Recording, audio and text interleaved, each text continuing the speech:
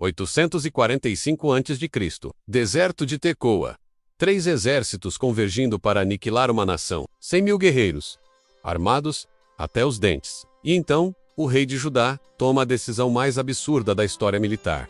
Ele coloca cantores na linha de frente, sem escudos, sem lanças, apenas vozes. E o que aconteceu nas próximas 24 horas desafia toda a lógica militar conhecida. O exército de cantores. Quando a guerra psicológica transcende o físico, esta não é uma história de fé cega. É a anatomia de uma operação psicológica que gerou confusão total no inimigo e resultou em vitória sem combate. Prepare-se para a análise tática mais controversa deste canal. Rei Josafá, o quarto rei de Judá, líder reformador, construtor de fortaleza e organizador militar, mas nada o preparou para o relatório de inteligência que chegou ao palácio.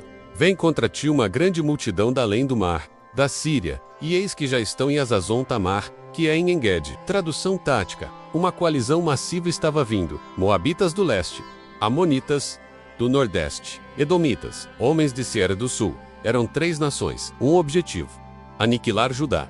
A desproporção numérica era esmagadora. Estimativas conservadoras sugerem que a coalizão tinha entre 80 a 100.000 guerreiros. Judá tinha talvez 30 a 40 mil soldados disponíveis. A diferença era de 3 para 1, possivelmente pior. A rota de invasão era brutal. Eles vinham pelo deserto, contornando o Mar Morto, através de Engedi, um oásis estratégico. Isso significava que eles já haviam atravessado o terreno hostil e ainda estavam em força total.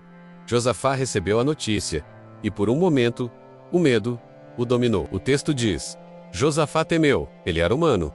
Ele sentiu o peso da ameaça. Mas então, ele fez algo que a maioria dos líderes não faz. Ele admitiu publicamente que não tinha resposta convencional. Ele não fingiu ter um plano militar genial. Ele não tentou projetar confiança falsa. Ele foi honesto. A primeira decisão de Josafá não foi convocar os generais. Foi convocar um jejum nacional. Ele ordenou que todo Judá, homens, mulheres, crianças, se reunissem em Jerusalém para buscar orientação. Isso não era fraqueza, era inteligência estratégica. Josafá entendeu que antes de mobilizar tropas, ele precisava mobilizar a coesão nacional. Ele precisava que todo o povo estivesse unido psicologicamente. E então, Josafá fez uma das orações mais táticas da história.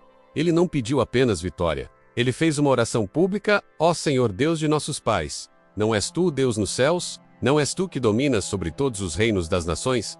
Na tua mão há força e poder, e não há quem te possa resistir. Não lançaste tu fora os moradores desta terra de diante do teu povo Israel, e não adeste a descendência de Abraão, teu amigo, para sempre? Ele está estabelecendo legitimidade histórica.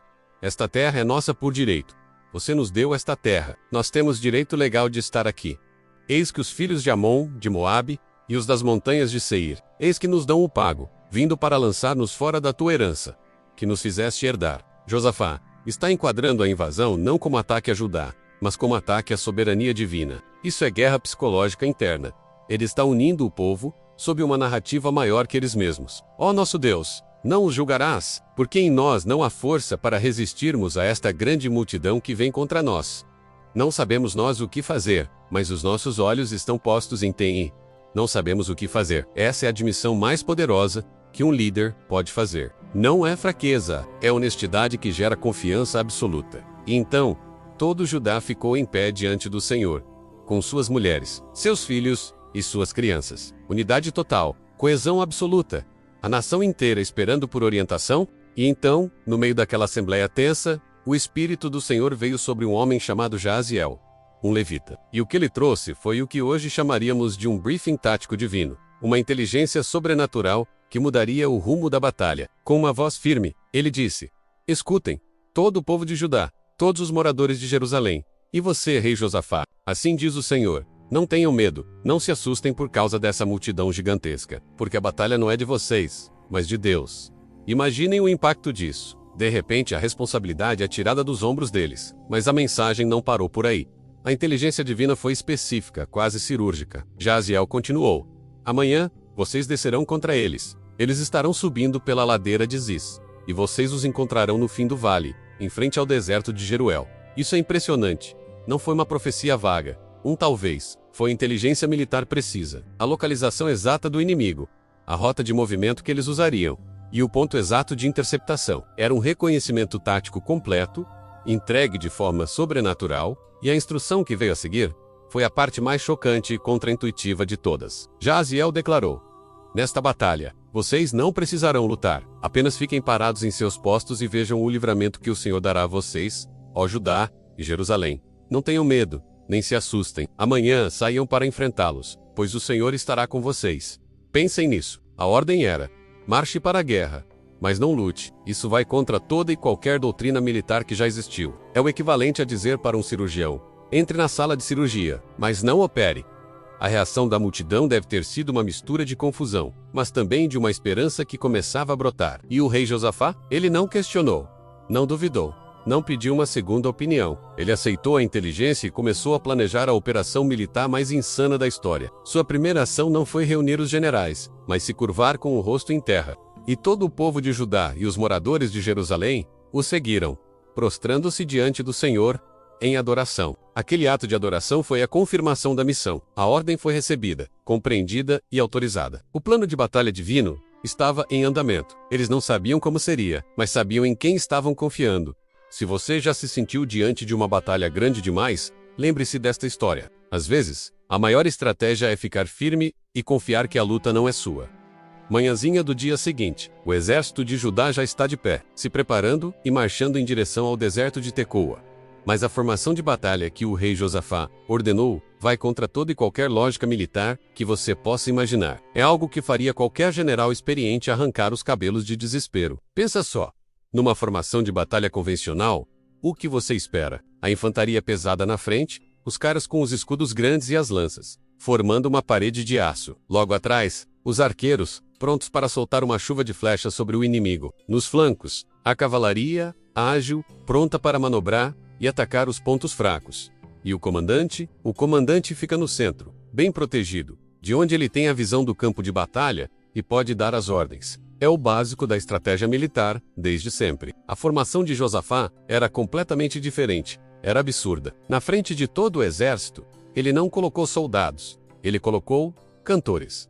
Isso mesmo, músicos. O exército vinha atrás, e o comandante, o próprio Josafá, não estava protegido no centro. Ele estava marchando ali na frente, junto com os cantores. Para montar essa linha de frente inusitada, Josafá convocou os levitas, que eram os cantores e músicos do templo de Jerusalém. E ele não os vestiu com armaduras, não deu a eles escudos ou espadas. Ele os vestiu com trajes santos, as roupas cerimoniais que eles usavam para adorar a Deus no templo. Pensa na cena, eles estavam indo para uma guerra mortal, vestidos como se estivessem indo para um culto. Tenta se colocar no lugar de um desses cantores por um segundo.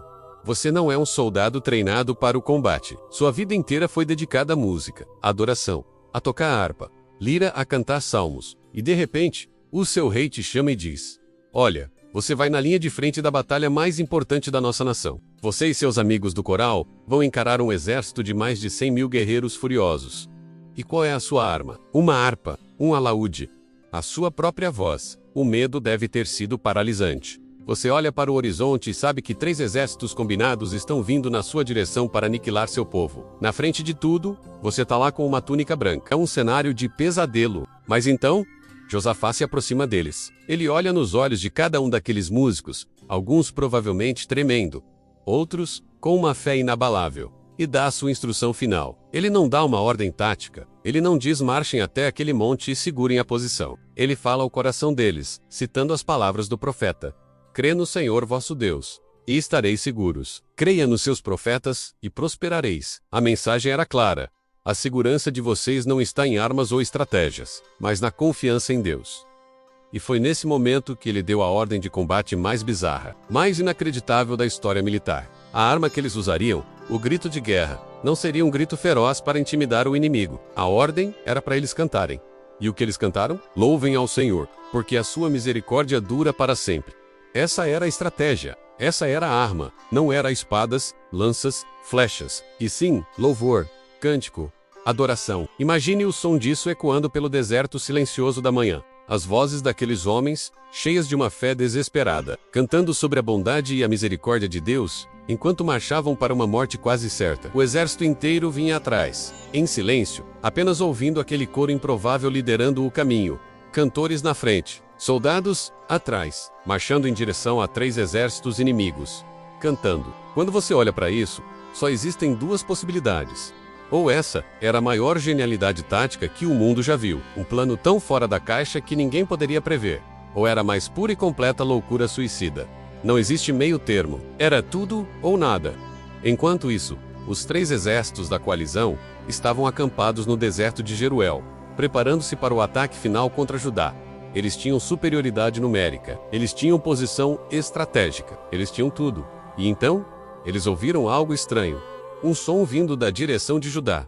Não eram gritos de guerra, não eram tambores de batalha, era um cântico, harmonizado, crescente. A confusão foi imediata. O que é isso? Eles estão cantando? Isso é uma armadilha?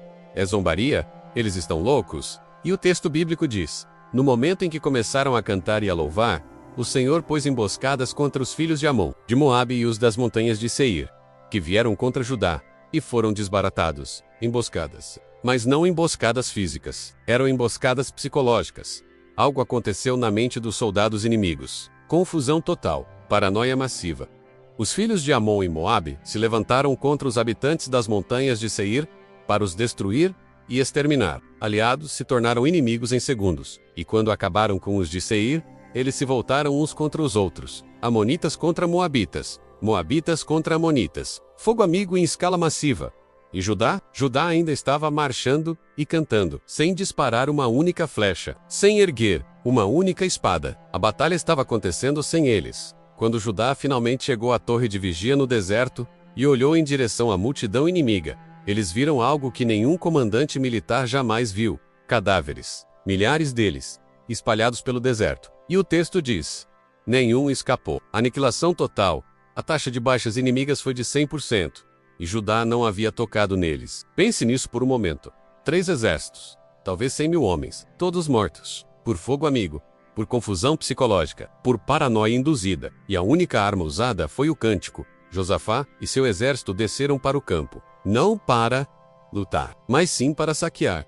E o que eles encontraram foi além de qualquer expectativa. Acharam entre eles riquezas e joias preciosas em abundância, e despojaram para si tanto que não podiam levar. Levou 3 dias. 3 dias apenas para coletar todo o despojo. O lugar foi renomeado para o Vale da Bênção. O local de uma ameaça existencial se tornou o local de uma provisão massiva. No 4º dia eles se reuniram no lugar que até hoje é chamado de Vale de Beracá, que significa o Vale da Bênção.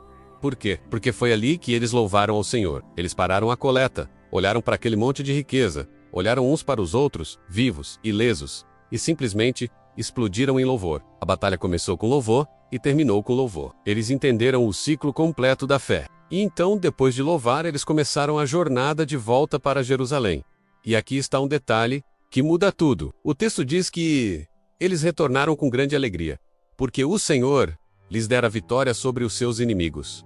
Mas como eles voltaram? Exatamente como foram. O texto nos diz que eles voltaram a Jerusalém com harpas, alaúdes e trombetas, e foram para a casa do Senhor. Imagine a cena: Josafá na frente, os levitas e cantores logo atrás, e o exército marchando em seguida, carregando os despojos. Eles não voltaram em silêncio, exaustos. Eles não voltaram como um exército comum. Eles voltaram cantando. Eles voltaram celebrando. Foi uma marcha triunfal, uma parada da vitória. E eles não tinham levantado uma única espada. A arma deles foi o louvor. E a celebração da volta foi a continuação desse mesmo ato de adoração. Eles entenderam que a mesma fé que te leva para a batalha é a que te traz de volta com a vitória. E quando o povo de Jerusalém ouviu aquela música se aproximando, a cidade inteira saiu para recebê-los. Foi uma festa, uma celebração em massa. Mas para onde eles foram primeiro? Para o palácio de Josafá. Para comemorar? Para a praça pública para exibir os despojos. O primeiro destino deles foi o templo. Eles foram direto para a casa de Deus. Porque eles tinham uma clareza absurda. A vitória não foi deles. A estratégia não foi deles. A força não foi deles. A vitória pertencia a Deus. E a primeira coisa a fazer era devolver a glória, a honra e o louvor a quem de direito. Essa atitude de Josafá e do povo de Judá nos ensina algo profundo sobre gratidão. Muitas vezes, nós pedimos, jejuamos, oramos por uma intervenção de Deus, e quando a bênção chega, quando a porta se abre, quando a cura acontece, qual é a nossa primeira reação? Corremos para aproveitar a bênção ou corremos para agradecer a quem nos abençoou? A prioridade deles revela a profundidade do relacionamento que eles construíram com Deus naquele processo. E o impacto dessa vitória não foi apenas espiritual ou emocional, foi geopolítico imediato. O texto bíblico é muito claro sobre isso. Ele diz que o temor de Deus caiu sobre todos os reinos vizinhos, quando ouviram que o próprio Senhor havia lutado contra os inimigos de Israel. Pense nisso. As nações ao redor, que provavelmente estavam observando de longe, esperando para ver quem venceria, ficaram aterrorizadas. A notícia não era que Judá tinha um exército forte, mas que o Deus de Judá era real e lutava por seu povo. O texto continua, dizendo que o reino de Josafá teve paz, pois o seu Deus lhe dera descanso de todos os lados. Aquela única demonstração de fé e poder divino garantiu anos de estabilidade. Nenhuma outra nação se atreveu a atacar Judá durante o resto do reinado de Josafá. Uma única crise, enfrentada da maneira certa, não apenas resolveu o problema imediato, mas também criou um escudo de proteção divina para o futuro. Isso é o que acontece quando deixamos Deus lutar as nossas batalhas. A vitória dele não é apenas completa, ela reverbera. Ela ecoa, ela estabelece um novo padrão de paz e segurança ao nosso redor. Porque essa operação é tão fora da caixa que desafia a análise militar convencional. Mas existem princípios táticos incrivelmente poderosos que podemos extrair para a nossa vida e para os nossos negócios. Primeira lição: admitir a sua vulnerabilidade não é fraqueza, é um superpoder que gera coesão. Josafá não tentou bancar o super-herói que tem todas as respostas. Ele foi brutalmente honesto. Nós não sabemos o que fazer. Essa honestidade radical não causou pânico. Pelo contrário, uniu a nação inteira. As pessoas se conectam com a verdade, não com uma fachada de perfeição. Segunda lição: a guerra psicológica pode ser muito mais letal que a guerra física. Pense nisso. O cântico, a adoração, não matou ninguém diretamente, mas o que ela fez foi ainda mais devastador.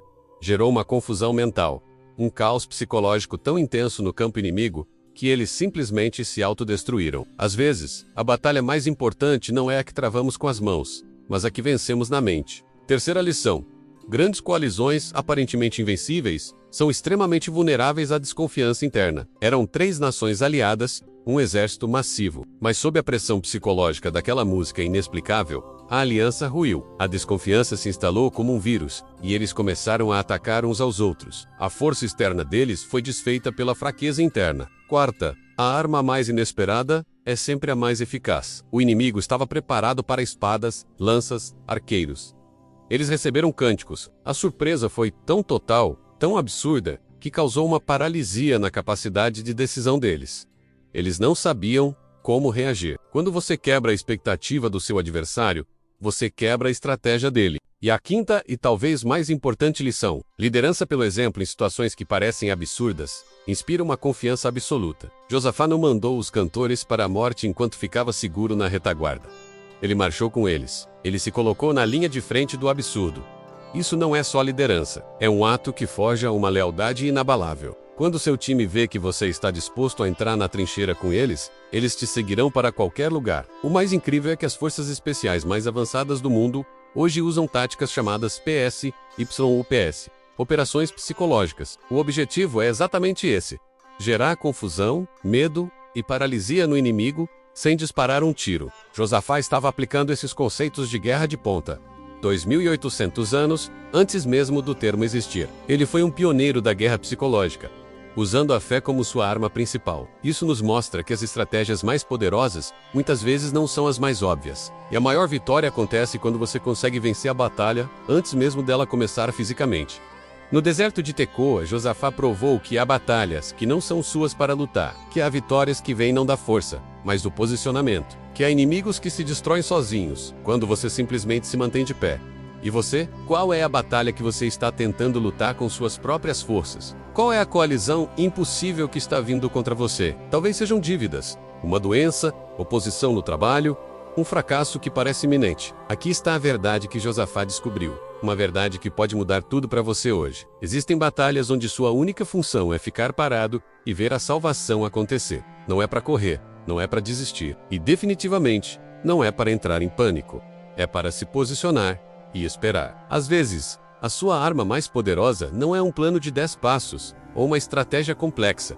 É o louvor em meio ao caos. É a confiança quando tudo ao seu redor grita para você se desesperar. É o posicionamento quando o seu instinto mais básico te manda fugir. Quero que você me responda nos comentários.